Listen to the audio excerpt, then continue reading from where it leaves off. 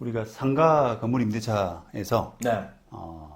소위 말하면 그 갱신할 때 5%까지 가능하다라고 네. 하는 그런 부분에 대해서 오해도 있고 아, 또 어떤 게 진실한 거냐 네. 오해와 진실.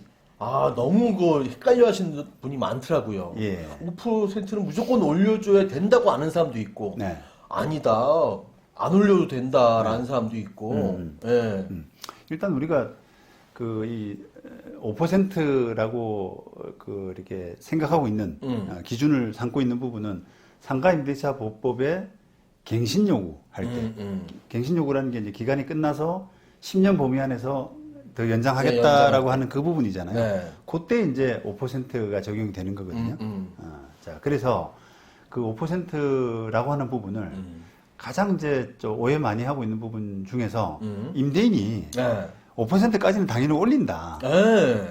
그걸로 이제 오해를 많이 하더라고요. 그게 임대인이 걸린 줄 알고, 또 걸린 줄 심지어 알아요. 임차인도 오해하는 분들이 네, 계세요. 올려줘야 되는 줄 알고. 5%까지 내가 받아들여야 돼. 이렇게 생각하시는 분. 근데 그거는 아닙니다. 아니죠. 아닙니다. 그건 네. 단순히 이제 상한선일 뿐이에요. 상한선일 뿐이고 시세에 맞춰서 이제 조정 증감할 수 있다 이렇게 돼 있는데 심지어 내릴 수도 있는 겁니다. 그것도 모르더라고요. 예, 예. 내리는 걸 모르더라고요. 그렇습니다. 근데 이제 시세가 뭔지 얼마인지 하는 부분이 서로 차이가 있을 수가 있잖아요. 그렇죠. 임대인이 생각하는 시세, 반대로 임차인 그렇죠. 시세가 차이가 있을 수 있으니까 네. 다툼이 생길 수밖에 없죠. 예. 그러면 좋다. 그럼 나는 5%까지만 올릴게. 이러면 받아들여야 되느냐? 그건 아니란 거죠. 그건 아니고 그러면 어떻게 하냐? 재판을 해야 됩니다. 그걸 가지고. 그렇죠. 예. 그래서 임대인이 올려줘라.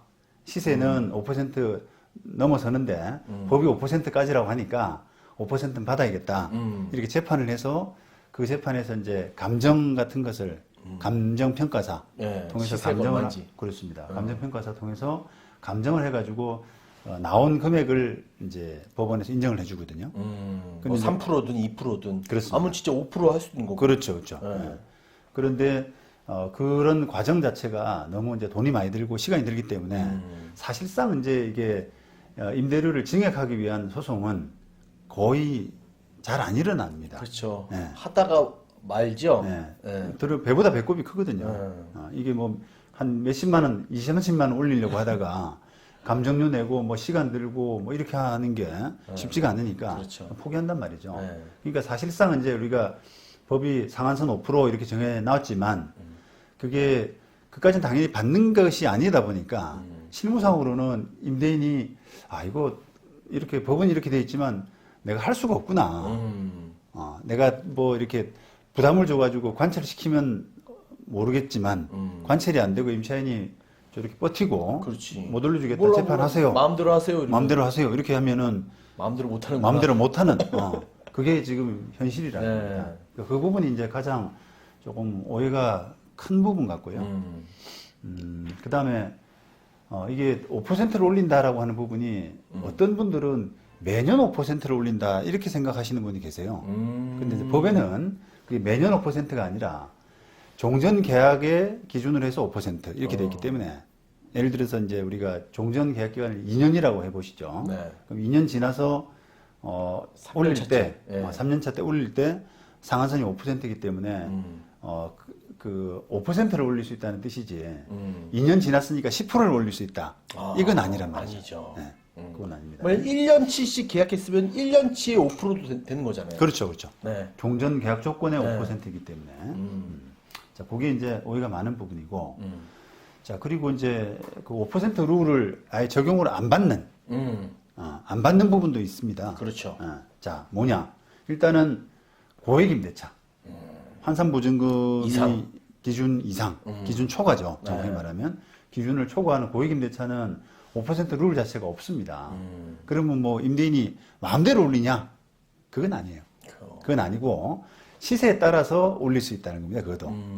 5%의 상한은 적용 안 받지만 시세가 10% 올랐으면 10%까지도 올려줘야 되는 거. 근데 역시 마찬가지로 다툼이 있으면 재판해야 되는 그런 부분 때문에 임대인이 이제 부담스러워 하긴 하죠. 그렇죠. 그런데 이제 고액임대차는 어쨌든 5%의 적용은 없다. 하는 거고요. 그다음에 또 그 우리가 기간 내에서 이루어지는 그 차임 지급 이런 부분도 이제 5%가 적용을 안 되는 건데요.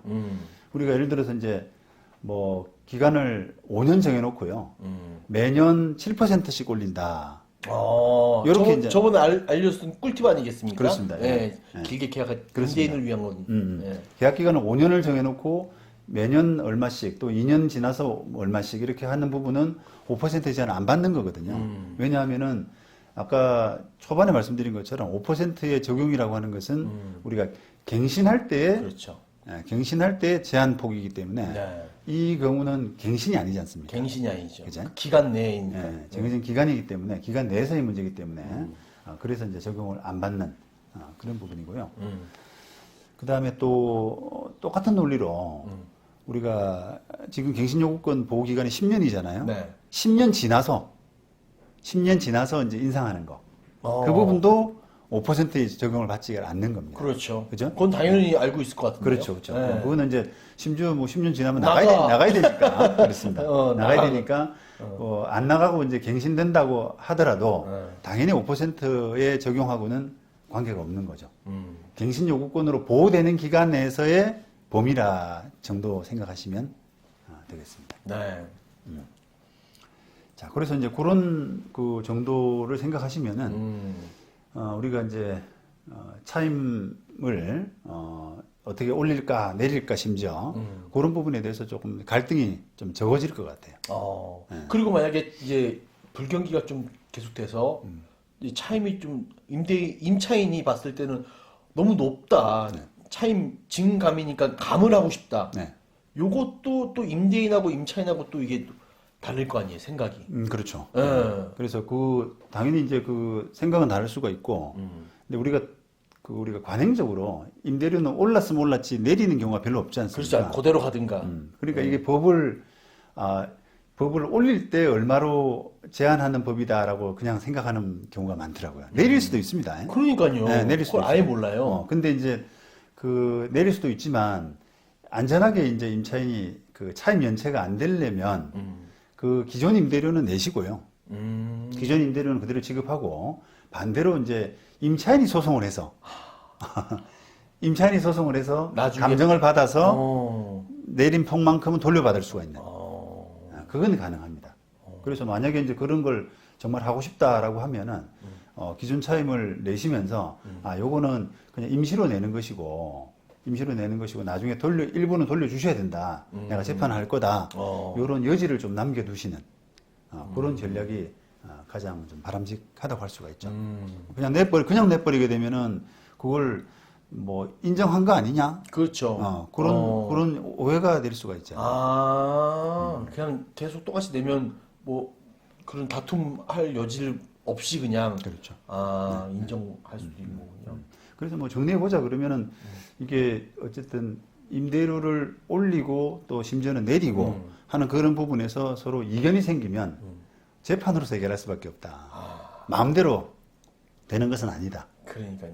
잘못 알고 있는 게 너무 많습니다. 그렇습니다. 예. 그런 부분을 생각하신다 그러면 좀 더 분쟁이 좀 줄어들지 않을까 그런 생각이 됩니다. 네. 네.